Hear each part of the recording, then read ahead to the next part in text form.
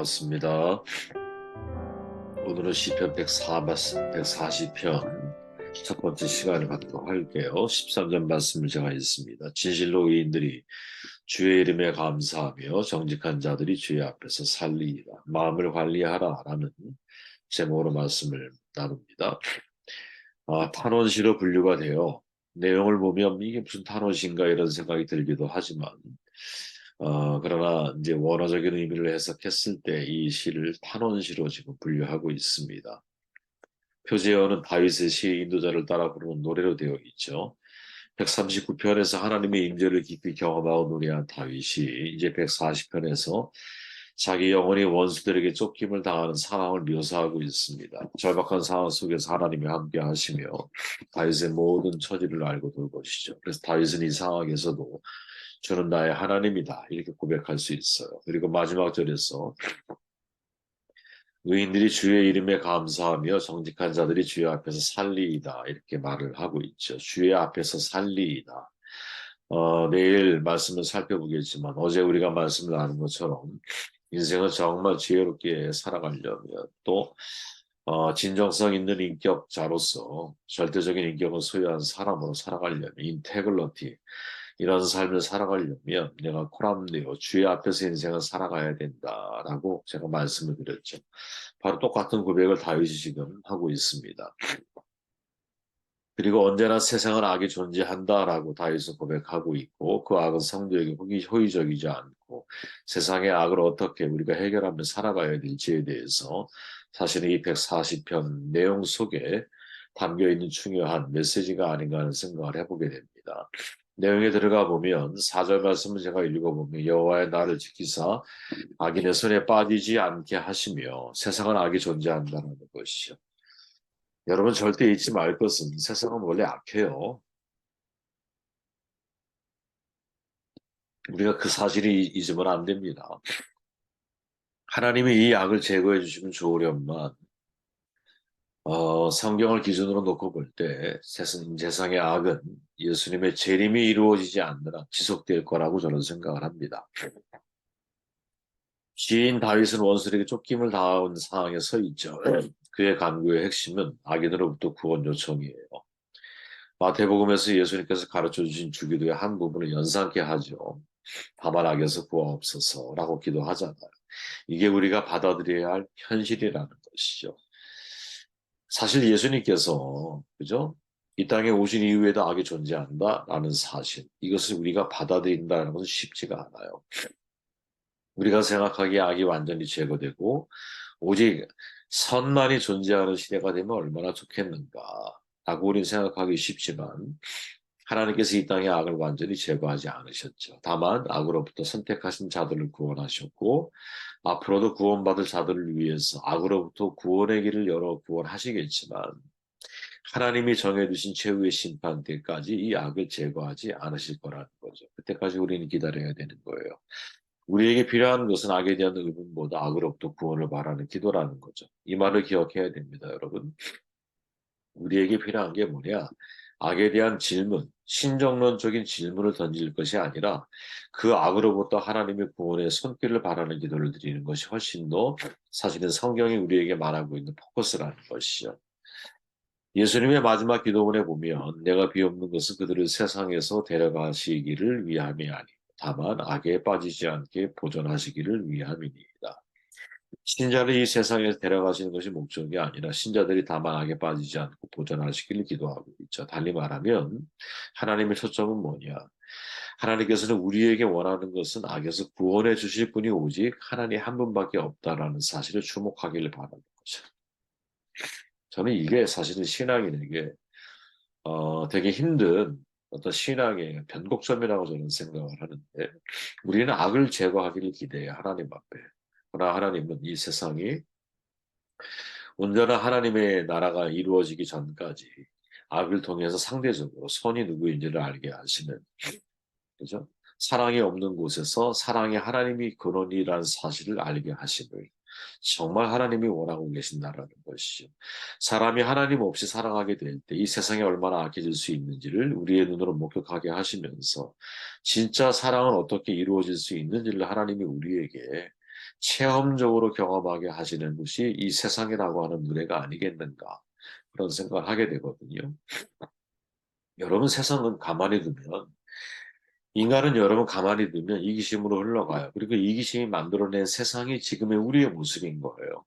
그래서 부자는 더 부자가 되기 위해 쓰고 가난한 자는 이 가난에서 극복하지 못해서 가난이 얼마나 사람을 비참하고 비굴하게 만드는지 우리는 눈으로 목격하며 살아가잖아요. 끊임없이 세상은 여러분 정치적인 목적을 동원해서라도 끊임없이 전쟁을 일으키고 끊임없이 약자에 대해서 피해를 당하게 만드는 이런 구조적인 모순들을 끊임없이 우리는 목격하고 있거든요. 이게 잘못됐다라는 건 모든 사람들이 다 알아요. 근데 왜 이게 바뀌지 않을까요? 참 신비롭지 않습니까? 이게 모순되고 잘못됐다라는 걸 다 아는데 누구도 이걸로 개선하지 않아. 왜 개선하지 않을까요? 인간의 마음속의 근본적인 이기심이 그 방향을 향해 우리를 마저에 자석에 이끌린 철가루처럼 우리를 글로 끌고 가는 거죠. 계속 끌고 가는 거예요. 인간의 이기심이라고 하는 것이. 그래서 인간이 하나님 앞에 나의 존재적인 삶의 변화가 일어나지 않는 한 이 세상의 악은 제거되기 어려운 것이죠. 그래서 예수님의 기도 역시 이 악에서 구원하기를 기도해라 너희들이 악에서의 구원은 누구로부터 시작이 되느냐 오직 하나님으로부터 시작될 수 있다. 그리고 엄밀한 의미에서 악으로부터의 구원이라고 하는 것 자체가 사실은 내가 하나님 안에서 근본적인 삶의 변화, 인격의 변화, 나의 영혼의 변화가 일어나고 신분의 변화에 대한 확신을 내가 갖기 시작할 때 그때 나를 통해서 세상의 악이 조금씩 선으로 바뀌어 나아가는 것이죠. 모든 사람이 이렇게 바뀔 수 있는 것이지 근본적인 문제는 외형적인 변화를 통해서 이 세상의 악이 제거될 수 없다는 사실을 우리에게 명료하게 이야기하고 있죠. 2절 말씀을 봅니다. 그들이 마음속으로 악을 꾀하고 싸우기 위하여 매일 모이며 악은 마음에서부터 시작이 된다라는 것이죠. 마음속으로 악을 꾀한다라고 표현하고 있는 다윗의 고백은 사실은 우리가 정말 진지하게 묵상해 봐야 할 말씀이거든요. 모든 악은 여러분 마음에서부터 시작이 되는 거예요. 그 사람을 주관하는 어떤 힘이 마음에서부터 작용하는 것이죠. 악을 꾀하는 거예요. 악의 본질이 마음에서 출발한다고 말할 수 있는 것이죠. 창세기에 보면 카인이 아벨을 죽이잖아요. 또 아담이 선악과를 따먹는 이 이야기들 속에 보면 인간의 본질 어디에서부터 마음에서부터 악이 시작되고 있다는 것을 우리에게 설명해 주고 있거든요. 보암직해, 먹음직해, 지혜롭게 할 만큼 탐스러워 이런 마음이 생겨나는 거예요. 하나님이 카인에게 뭐라고 말합니까? 네 마음에 있는 죄를 다스려라 이렇게 말씀하시죠. 죄가 마음을 지배하고 있는 거예요. 우리가 살고 있는 사회 시스템인 자본주의 여러분, 이 자본주의의 가장 큰 문제가 뭐라고 생각하십니까? 저는 이 자본주의는 여러분 선이 아니에요. 자본주의는 악을 전제로 만들어진 개념이거든요. 자본주의는 악을 통해서 성립이 돼요. 경쟁심을 기본 바탕으로 하는 것이기 때문에 그런 거예요. 카인과 아벨과 똑같은 거예요, 사실은 여러분. 경쟁심을 바탕으로. 야곱과 에서와 똑같죠. 경쟁심을 바탕으로 여러분. 사실은 자본주의가 성립이 되는 거거든요. 경쟁 위주의 사회 시스템인 자본주의는 여러분 인간이 악하다라는 것을 전제하고 있는 거예요. 여러분 사회주의 공산주의가 사실은 얼마나 좋은 이데올로기입니까? 그렇게 생각 안 하세요? 사회주의 공산주의 얼마나 좋은 뭐라 할까요? 개념이잖아요, 그게. 근데 왜 실패했을까요? 그 이유가 아이러니하게도 여러분 인간이 악하기 때문인 거예요. 인간이 악하기 때문에 여러분 사회주의 공산주의가 성립이 안 되는 거야. 여러분 그들의 입장은 간단하잖아요. 내가 능력만큼 일하고 필요한 만큼 서로가 가져갈 수 있는 사회 만들어 보자는 거잖아요. 모든 인간이 동일하게 태어나지 않아. 그러니까 약자로 살아갈 수 있는 그러한 세상을 만들어 보자라는 거잖아요. 뭐가 나쁩니까? 뭐가 틀린 겁니까 도대체? 어떤 의미에서 여러분 참으로 아름다운 제도이죠. 그러나 이것이 성공하려면 전제가 필요하죠. 그게 뭘까요? 인간이 선하다라는 선하다란 전제가 성립이 돼야 사회주의 공산주의가 실현될 가능성이 높은 거예요. 그래서 여러분 진짜 시민의식이 뛰어나고 인간에 대한 존중, 인간에 대한 존중의 개념이 이미 성립이 된 나라에서는 사회 민주주의라는 게 이루어질 수 있어요. 복지국가가 만들어질 가능성이 높아요. 그러나 이런 복지국가를 만들어 나아간다라는 것이 여러분 천조국이라고 말해진 미국 같은 사회에서도 이게 쉬운 게 아니라는 거야. 미국은 오히려 여러분 정말 제가 볼 때 악한 곳일 수 있거든요. 왜? 자본주의가 팽배해 있는 사회잖아요. 미국의 노숙자의 삶과 미국의 가진 자들의 삶은 여러분 정말 하늘과 땅 차이잖아요. 그죠? 어떤 사람은 어마어마한 땅을 소유하고 있지만 어떤 사람은 자기 몸 하나 누일 곳이 없어서 길거리에 자기 몸을 눕고 인생을 살아가는 인생을 살아가잖아요. 그죠? 여러분 정말 세상이 성공하려면 사회주의 공산주의가 인간이 선하다면 이거 완성될 확률이 대단히 높아요. 그런데 이 사회에 여러분 지배하고 있는 문화가 뭐냐? 자본주의죠.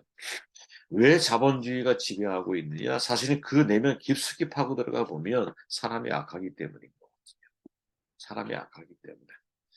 만약 정말 사람들이 여러분 이기심이 아니라 이타심으로 똘똘 뭉쳐있는 사람들이라면 하나님이 정말 원하셨던 서로가 서로를 사랑하고 돌보고 이 세상의 모든 자연 만물이 자기 자신을 위해 존재하는 게 아니라 상부상조 서로 공존하기 위해서 존재하는 것처럼 공존을 통해서 존재하는 것처럼 우리가 그런 여러분 마음의 자세를 가지고 있다면 이 사회는 아름다워질 수 있거든요. 근데 그런 마음이 아니기 때문에 그러한 세상을 꿈꾸는 것 자체가 하나의 이상에 불과한 거죠. 근데 이게 어디서부터 시작이 되느냐? 그게 마음이라는 거지. 내 마음의 이기심에서부터 세상에 이런 불합리한 모습들이 만들어지는 거야.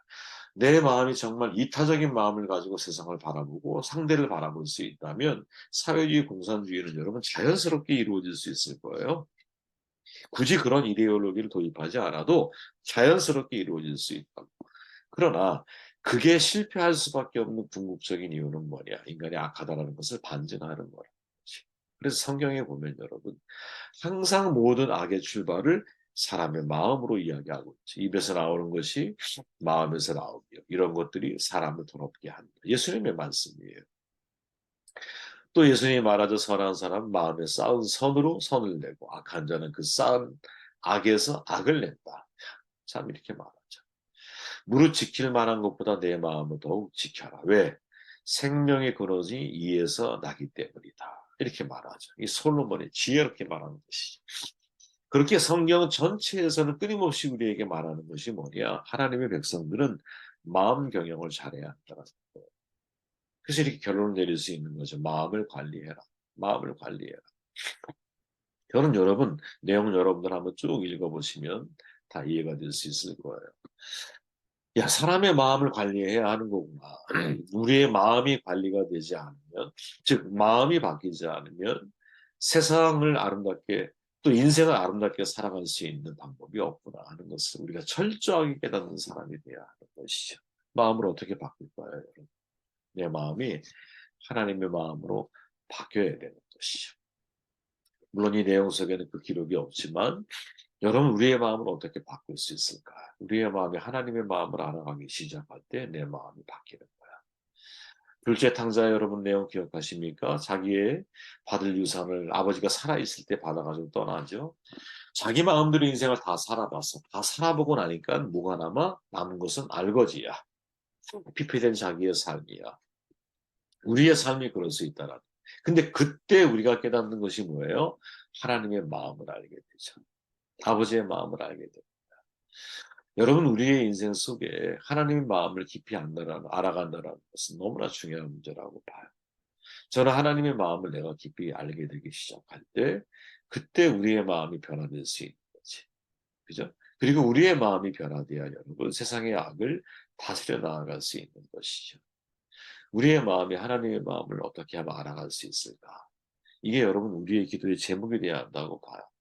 저는 매일 여러분도 마찬가지겠지만 기도문 가운데 하나가 뭐냐 하나님 제가 하나님의 마음을 누구보다 잘 아는 사람이 될 수 있도록 하나님 제게 하나님의 마음을 느끼게 해주옵소서. 오감으로 느끼게 해주십시오. 이런 기도를 드려요. 그냥 머리로 제가 하나님의 마음을 이해하는 것이 아니라 성경을 통해서 하나님이 어떻게 역사하시고 성경을 통해 하나님이 어떻게 사람들을 이끌어 가시고 하나님이 열심히 도대체 사람들을 향해 어떻게 적용되고 있는지 그것을 제가 깊이 먼저 제가 깨닫고 그 마음을 근거로 제가 인생을 살아갈 수 있도록 인도해 주십시오. 이런 기도를 하거든요. 마음 경영에 성공하는 사람이 되어야 합니다. 우리의 마음이. 특히 우리의 마음이 이 세상의 악을 바라볼 때마다 지금 시인 다윗이 말하듯이 이 세상에 악에서 구원하소서라고 기도를 하죠. 세상의 악은 여러분 우리가 생존하는 동안 사라지지 않아요. 이 악에 대해서 내가 어떻게 대처하며 인생을 살아갈까? 내 마음속에 악을 봐야겠죠. 내 마음속에 악을 끄집어내야겠죠. 그리고 내 마음이 악이 아니라 선으로 변화돼야겠죠. 내 마음이 선할 때 선한 마음을 가지고 선한 열매들을 맺어갈 수 있다는 사실을 우리가 절대로 잊으면 안 되는 것이죠. 우리의 마음이 어떻게 선해질 수 있을까? 그것은 하나님의 선하심을 경험하기 시작할 때부터 우리의 마음이 변화되는 것이죠. 이 세상은 여러분 외형적인 아무런 제도나 외형적인 조건을 가지고 세상을 바꿀 수 있다고 생각하는 것은 이것은 어불성설인 거예요. 절대 세상은 그렇게 바뀌지 않아요.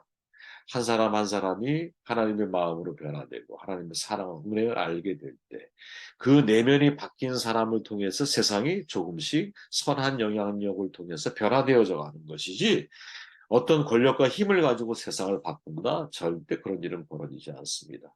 여러분 독재자가 세상을 바꾼 일 본 적이 있습니까? 아닙니다. 그나마 세상을 바뀔 수 있는 사람은 누구냐? 지도자인 것이죠. 지도자. 특히 영적인 지도자가 세상을 바꿔나갈 확률이 높은 것이죠. 저와 여러분들이 이러한 영적인 지도자로 세움을 입는 사람들이 되어야 되지 않을까. 오늘 시편 시인 기자가 이 시편을 통해서 우리에게 중요한 사실의 메시지를 전하고 있다고 저는 생각을 해요. 그 핵심이 뭐냐? 세상은 악이 존재한다. 악은 마음에서부터 시작이 된다. 그렇게 정말 세상의 악을 바꾸어 나아가는 사람이 되려면 내 마음에 악이 제거된 사람, 내 마음이 선으로 바뀌어 있는 사람, 그래서 선한 마음을 가지고 이 세상을 어, 가까운 곳에서부터 변화를 시도해 나아가는 사람을 통해 세상이 변화되는 것이 아니겠느냐 하는 생각을